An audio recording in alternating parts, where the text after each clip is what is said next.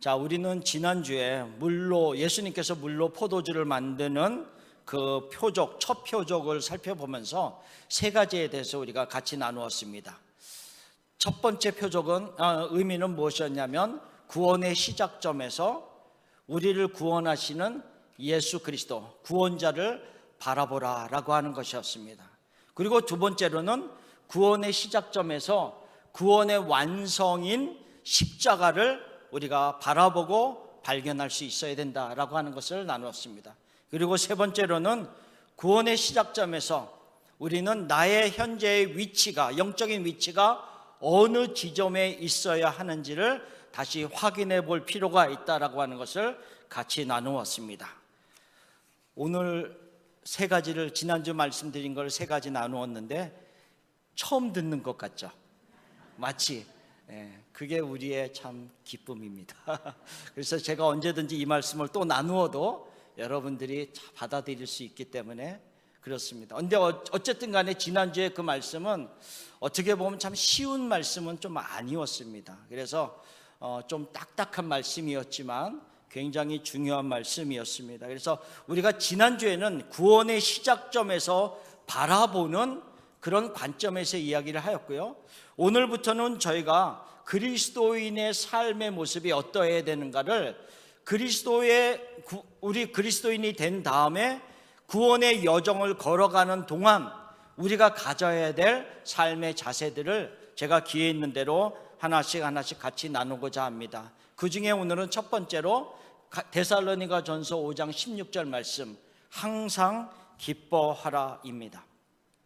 우리가 나누는 이 데살로니가전서는요 5장으로 구성되어 있습니다. 그런데 이 5장으로 구성되어 있는 데살로니가전서는 크게 두 부분으로 나눠져 있습니다. 첫 번째인 1장, 2장, 3장은 많은 환난 가운데에서도 신앙을 지키고 그리스도를 믿는 믿음 안에서 열심히 살아가고 있는 데살로니가 성도들을 칭찬하고 격려하는 내용들이 많이 그곳에 기록되어 있습니다. 그리고 뒤 후반부인 4장과 5장은 그리스도인이 된 우리들이 어떻게 살아야 하는가에 대한 기록들을 하고 있습니다.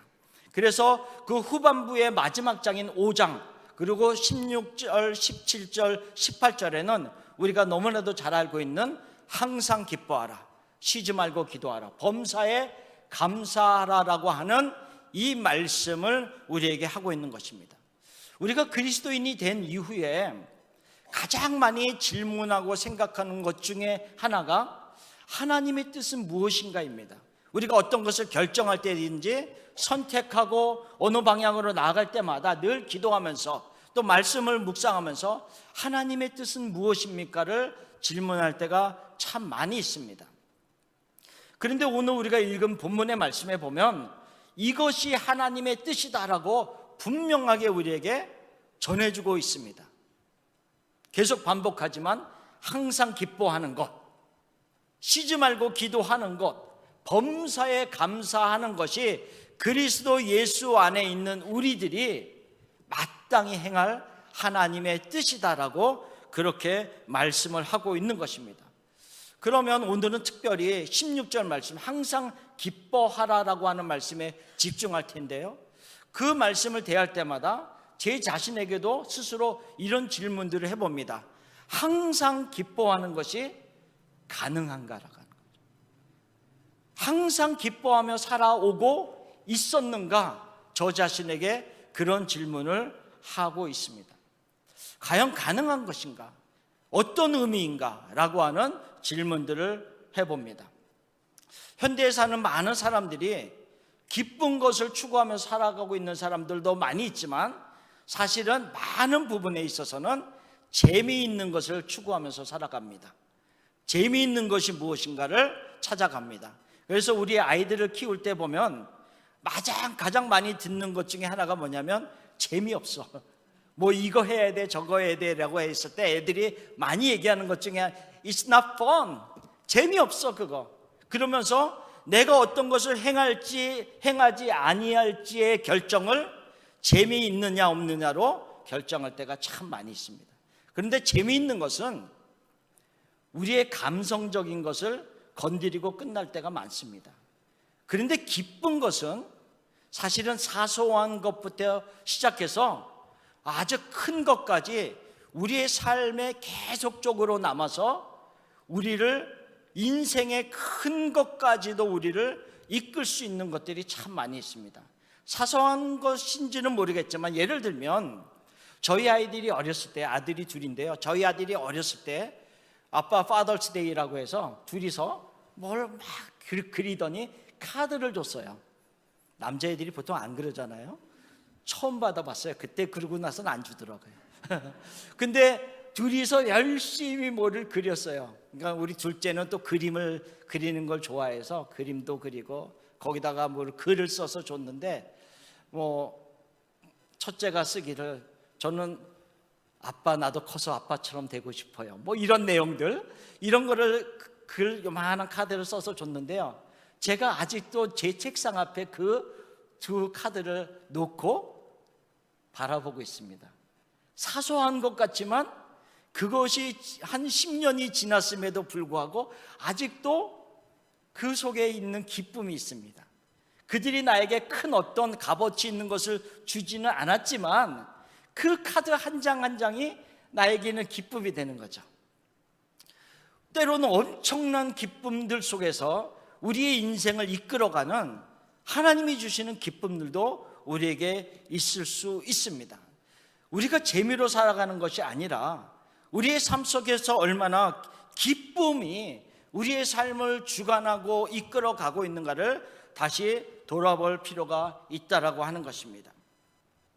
우리의 삶 속에서 항상 기뻐하라라고 하는 것은, 다시 질문을 하건대, 우리가 항상 호호하하하면서 살라는 의미는 아닐 것이다 라는 것을 우리는 짐작해 볼 수가 있습니다. 항상 우리의 마음에, 우리의 얼굴에, 스마일 같은 얼굴에 늘 웃음을 하면서 살려는 것은 아닙니다. 왜냐하면 예수님조차도 그 십자가의 사건을 앞에 두고 마태복음에 이렇게 기록하고 있습니다. 그 겟세마네 동산에서 기도하실 때 사랑하는 제자들에게, 베드로, 요한, 야고보에게 자기의 심정을 이렇게 그들에게 말했습니다. 내 마음이 매우 고민하고 죽게 되었다라고 말할 정도였습니다. 그리고 예수님의 감정을 고민하고 슬퍼하였다라고 성경은 기록하고 있습니다. 예수님조차도 그 어려운 극심한 십자가를 앞에 두고 웃으면서, 기뻐하면서, 하하호하면서 지지 않았다는 거죠. 그 감정은 너무 힘들었고 죽게 될 정도의 강한 압박이 예수님에게서도 있었다라고 하는 것을 말씀하고 있는 것입니다. 그러면 지금 데살로니가전서 5장 16절에서 말씀하고 있는 항상 기뻐하라라고 하는 말씀은 어떤 의미인가를 다시 한번 생각해 보기를 원합니다. 그 의미는 첫 번째로 성령의 기쁨 안에 계속 머물러 있어라라고 하는 의미입니다. 성령의 기쁨 안에 계속 머물라라고 하는 그 의미를 담겨져 있습니다. 우리가 이 기쁨의 의미를 알기 위해서는 데살로니가 교회의 배경을 좀 알 필요가 있습니다. 그것이 사도행전 17장에 아주 잘 기록되어 있습니다. 데살로니가 교회는 바울이 2차 전도 여행을 하는 기간에 세워진 교회입니다. 2차 전도 여행이 약 3년이라고 하는 기간 동안 이루어졌는데요, 그 기간 동안에 데살로니가 교회가 세워졌습니다. 소아시아, 지금의 터키라고 하는 소아시아 지방에서 복음을 열심히 전하고 있었는데 성령이 자꾸 복음 전하는 것을 막으셨습니다. 그래서 바울이 왜 그런가 하고 있었는데 환상 가운데 마게도냐 사람이 나타나서 이리로 오라라고 하는 그 환상을 보게 됩니다. 그리고 나서 바울과 그 일행이 소아시아 지역을 떠나서 지금의 유럽 지역인 마게도냐로 건너갑니다. 마게도냐로 건너가서 제일 처음에 간 도시가 빌립보였습니다. 그 빌립보에서 엄청난 핍박과 어려움을 당했습니다. 감옥에 갇히기도 했습니다. 채찍에 맞기도 했습니다. 그러나 어쨌든 간에 하나님의 역사하심으로 빌립보 교회가 그곳에 세워졌습니다. 그리고 나서 빌립보를 떠나서 간 곳이 데살로니가였습니다. 데살로니가의 사람들은요, 다른 지역보다 더 아주 적극적인 사람들입니다. 어떤 면에 있어서 적극적인가 하면요, 보통 사도행전에 기록된 바울의 전도 여행을 보면 자기 지역에 와서 복음을 전하다가 강한 핍박과 압박을 받아서 그들이 다른 지역으로 떠나게 되면 그 지역에 있는 사람들은 그냥 그곳에서 끝이고 그 지역에 있는 사람들만 좀 괴롭히고 핍박할 정도였습니다. 근데 데살로니가 사람들은요, 그게 아니었습니다. 데살로니가에서 복음을 전할 때 이 불량한 사람들을 막 선동시켜서 그들을 통하여서 소동을 일으키고 바울과 그 일행을 잡으려고 막 달려들었습니다. 그래서 부득이 바울과 그 일행이 데살로니가를 떠나서 베레아라고 하는 지방으로 갔습니다. 그런데 데살로니가 사람들은요, 50마일 정도 떨어진 베레아까지 쫓아옵니다. 베레아까지 쫓아와서 그곳에서도 복음을 전하지 못하도록 막고 방해하고 핍박하는 사람들이었습니다. 그러면 우리가 짐작을 해볼 수가 있습니다. 데살로니가 사람들은 그 지역에 같이 살고 있는 사람들, 특별히 그리스도인들은 얼마나 핍박을 했을까요? 50마일을 쫓아와서 바울과 그 일행들을 핍박하고 막을 정도였으면 같은 지역에 살고 있는 그리스도인들은 그들이 엄청난 핍박을 했겠죠. 그런데 데살로니가 사람들이 그 강한 핍박을 받으면서 그 안에서 기뻐하는 삶을 살고 있다라고 하는 겁니다. 자, 이 모든 것을 우리가 알기 위해서는 데살로니가 전서 1장 6절 말씀을 볼 필요가 있습니다. 굉장히 중요한 말씀입니다. 우리 같이 한번 읽어볼까요? 같이 읽겠습니다. 또 너희는 많은 환난 가운데서 성령의 기쁨으로 말씀을 받아 우리와 주를 본받은 자가 되었으니, 이 1장 6절에서 중요한 몇 구절들이 반복해서 나옵니다. 많은 환난, 그 다음에 성령의 기쁨, 말씀을 받아 주를 본받은 자가 되었다라고 하는 겁니다. 이 데살로니가 교회 성도들이 편안할 때, 아무 어려움이 없을 때 그들에게 있어서 기쁨이 있었고, 그러한 모습으로 살고 있는 자들에게 바울이 항상 기뻐하라라고 말하고 있는 것이 아니다라고 하는 겁니다. 많은 환난 가운데에서 그들이 기뻐할 수 있는 것을 1장 6절에서 말하고 있는데, 그것은 뭐냐면 그들이 말씀을 받아들이는 그 구원의 시작점에서 받은 성령의 기쁨이 있었다라고 하는 것을 말씀하고 있습니다. 그리고 그 기쁨은 환난을 넘어서서 말씀을 받는 자리에까지 나아가도록 하는 강력한 성령의 기쁨이었다라고 말씀하고 있습니다. 왜냐하면 우리가 일반적으로 현대에서도 이런 이야기들을 많이 들었을 겁니다. 어느 사람을 전도를 해서 내가 복음을 받아들이고 교회를 처음으로 나가서 몇 주 다니다 보니까 좋은 것 같은데 갑자기 집안에 큰 어려움이 생겼습니다.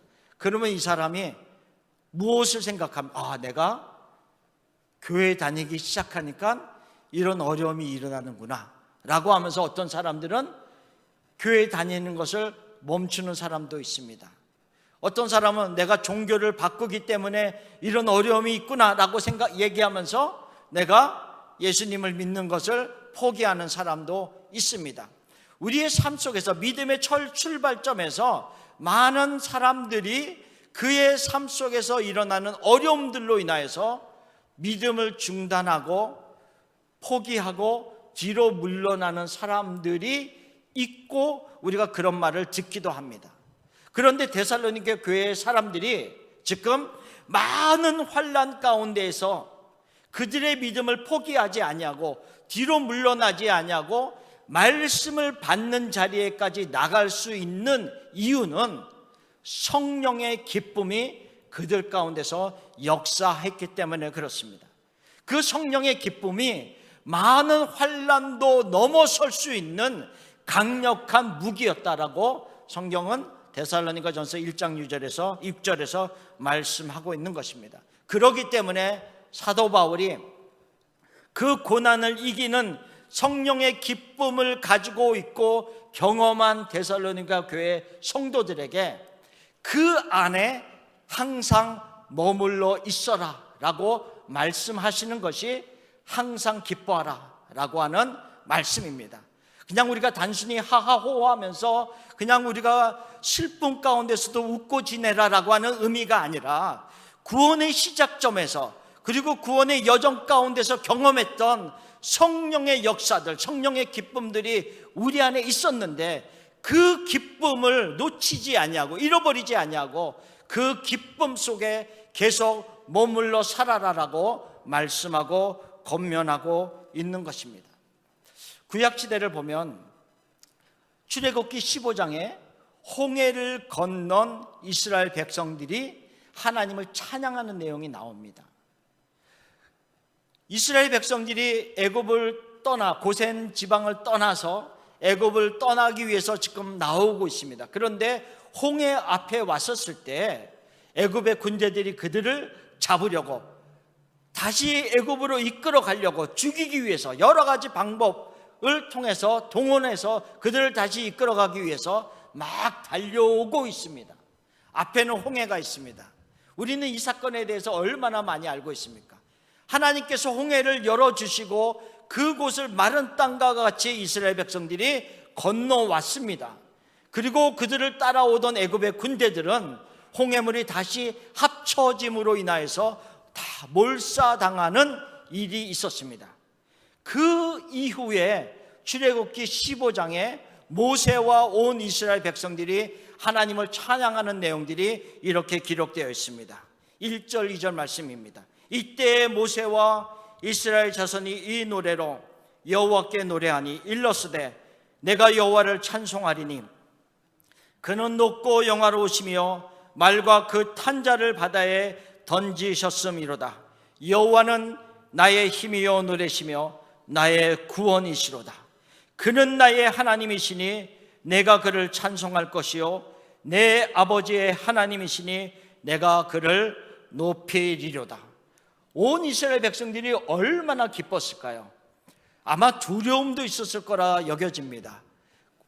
우리는 구원을 받았지만 애굽의 온 군대가 몰사당하는 그 하나님의 큰 역사를 바라보면서 강한 두려움도 아마 그들이 있었을 겁니다. 그러나 구원받은 기쁨이 너무 커서 여호와 하나님은 나의 힘이십니다, 나의 노래이십니다, 나의 구원이십니다를 그들이 하나님을 높이면서 찬양했습니다.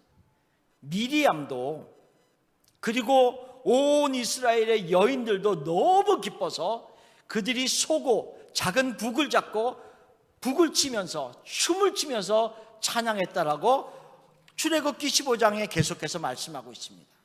얼마나 기뻤을까요? 얼마나 그 감격이 컸을까요?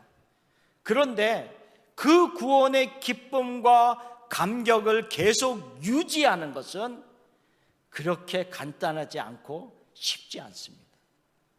이스라엘 백성들이 그 홍해의 구원에 너무 감격하여 하나님을 찬양했지만 그 감격과 기쁨이 사라지는 데에는 3일이면 충분했습니다. 3일. 그들이 광야를 들어가서 광야를 지나가면서 물이 없음으로 인하여서 그리고 어느 마라라고 하는 지역에 갔는데 그 마라에 물이 있어서 마시려고 했는데 그 물이 써서 마실 수가 없었습니다.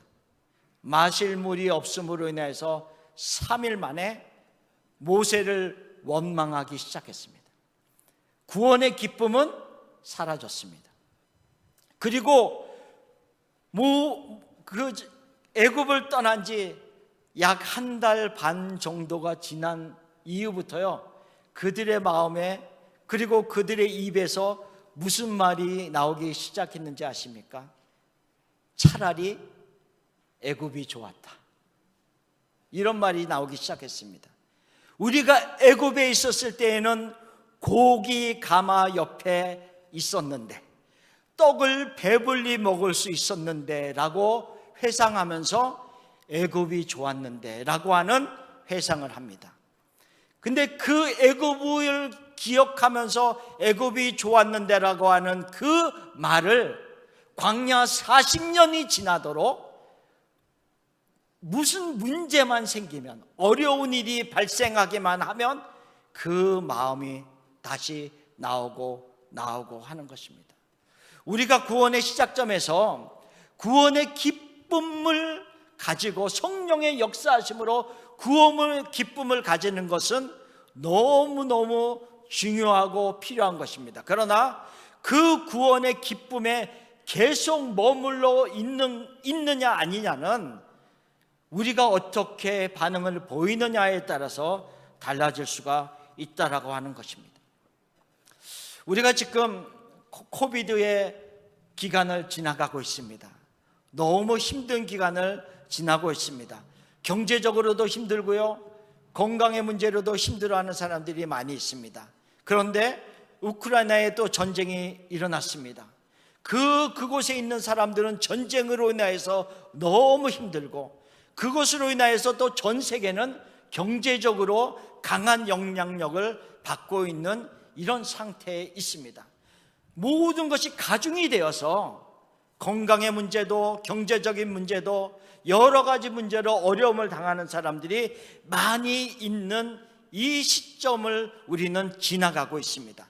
이때에 우리 가운데에는 어떠한 것으로 인하여서 기쁨이 계속 존재하고 있느냐라고 하는 거죠.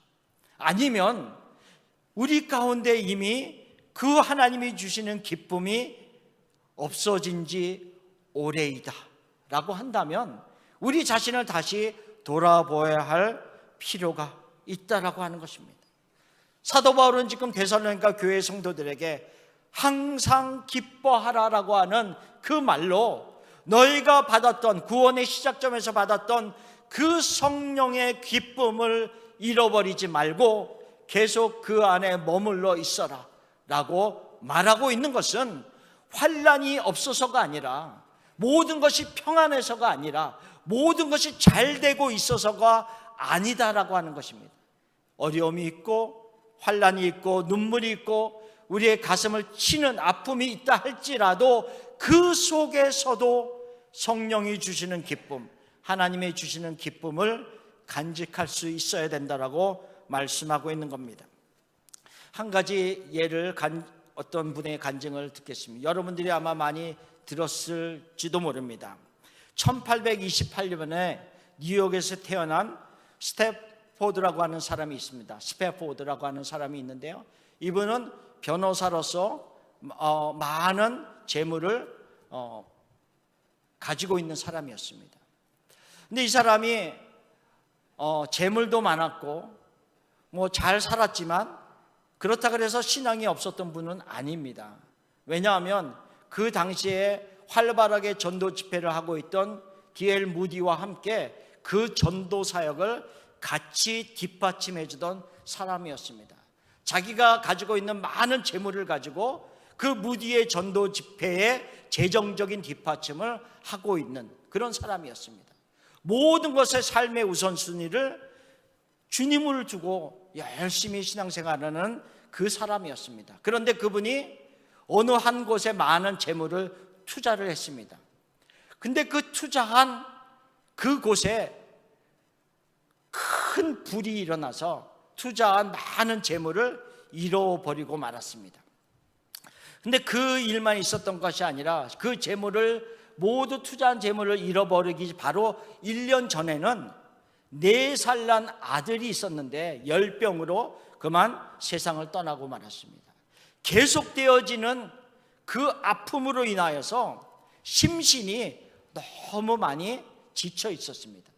그래서 이 스태포드가 자기의 아내랑 4딸과 더불어서 유럽으로 잠시 머리도 식힐 겸 여행을 가기로 결정했습니다.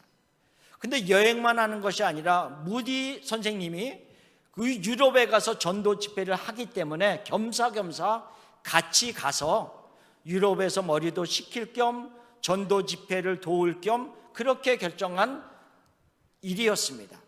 근데 떠나는 날 갑자기 사업적으로 중요한 결정을 해야 되는 일이 있어서 자기의 아내와 4딸을 먼저 떠나게 하고 자기는 나중에 따라가겠다라고 하였습니다. 1800년도였기 때문에 비행기를 타고 가는 것이 아니라 큰 여객선을 타고 그들이 떠났습니다.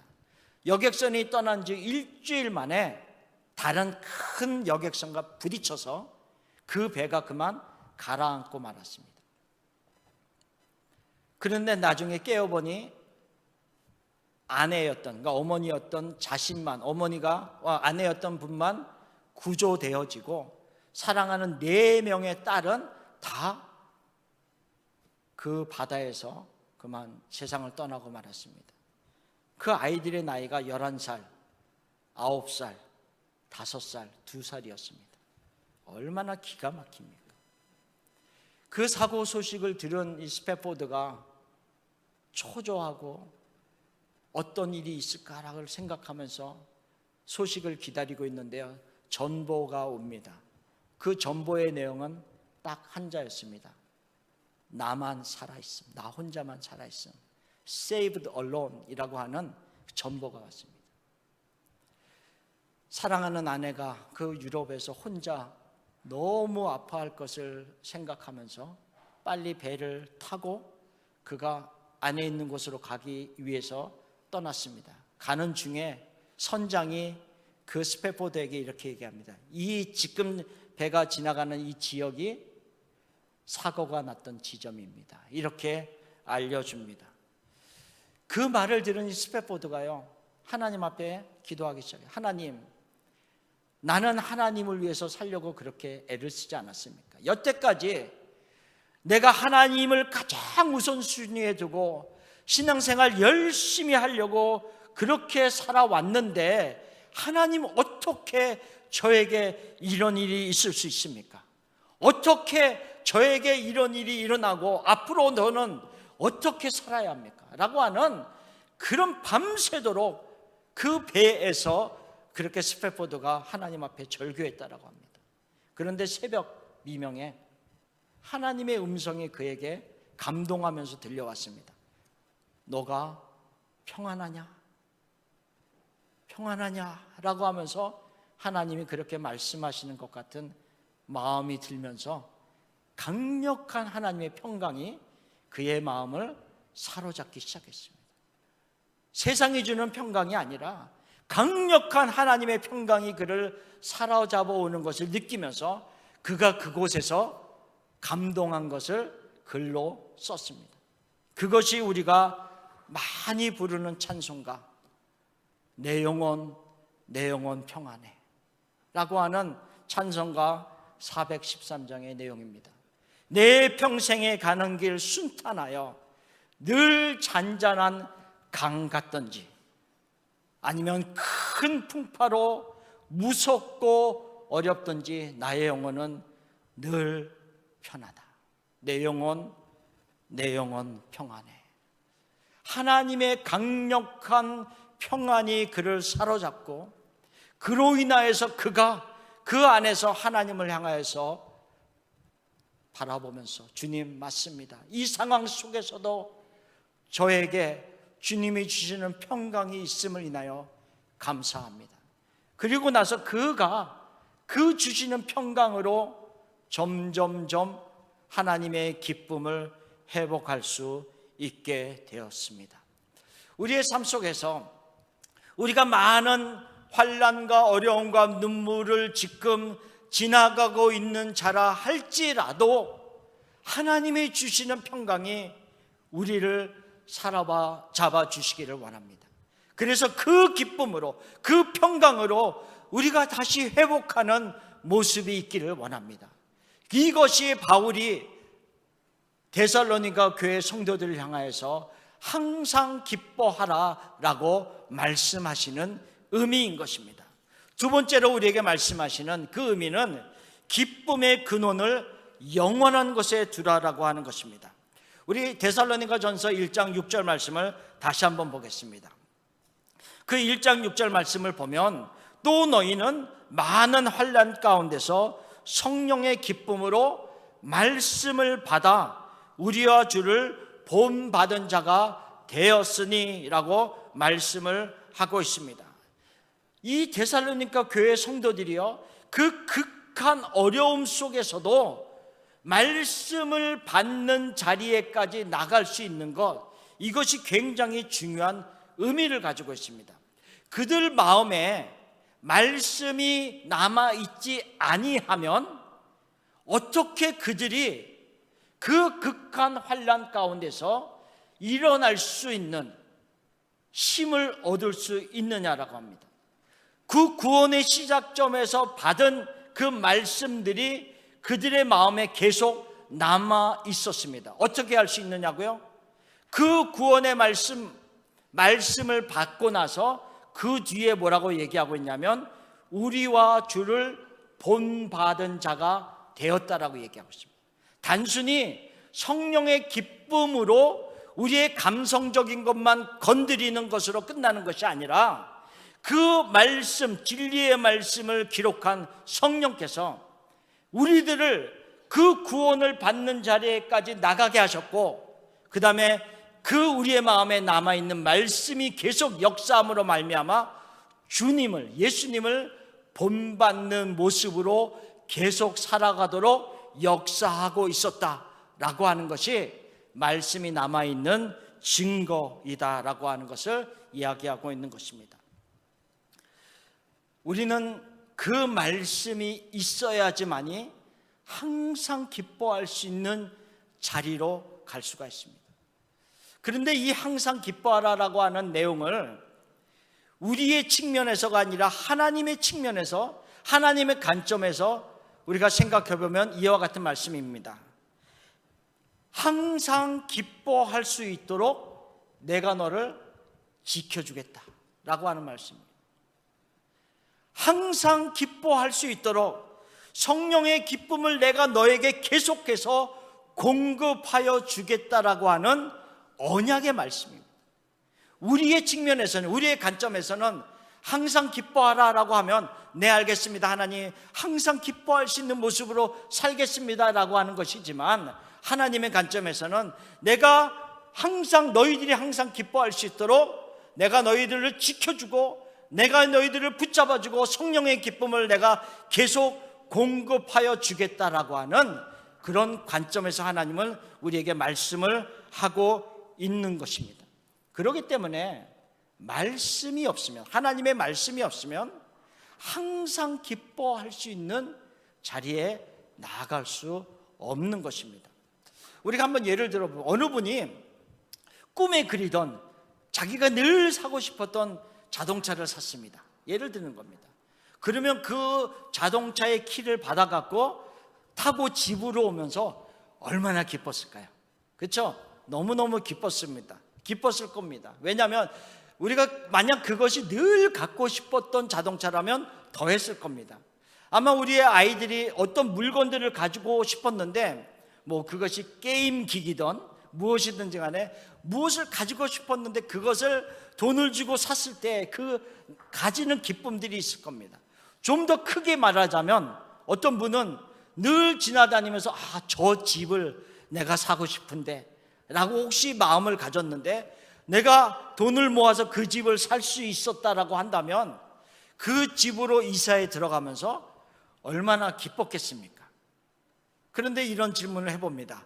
그 자동차를 가지고, 어느 물건을 가지고, 또 집을 사는 그런 큰 것을 가지고 얻었던 그 기쁨들이 얼마 갈까요? 얼마 갈까요? 뭐 오래 갈 수도 있습니다. 물론 이런 기쁨들도 나쁜 거 아닙니다. 얼마든지 누리십시오. 많이 있었으면 좋겠습니다. 저도. 그런데 그런 기쁨만 있다라고 한다면 하나님이 우리에게 말씀하시는 항상 기뻐하라라고 하는 말은 아니다라고 하는 거죠. 우리가 좋은 자동차를 사고 좋은 집을 사도 그 안에 머물며 있으면서 누구와 같이 그 자동차를 타고 다니고 누구와 같이 그 집에서 살면서 그 관계성이 좋은 모습으로 살아갈 때 그 자동차를 타는 기쁨이 있고 그 집을 사는 기쁨이 있는 거 아니겠습니까? 내가 아무리 좋은 집을 사도 그 집에서 내가 맨날 싸우면 그 집이 나에게 무슨 기쁨이 있겠습니까? 그렇죠? 그 내가 받은 어떤 물질적인 것보다도 그것 넘어선 더 중요한 것이 우리에게 기쁨을 준다라고 말씀을 하고 있는 것입니다. 마치 하나님이 우리에게 말씀하는 겁니다.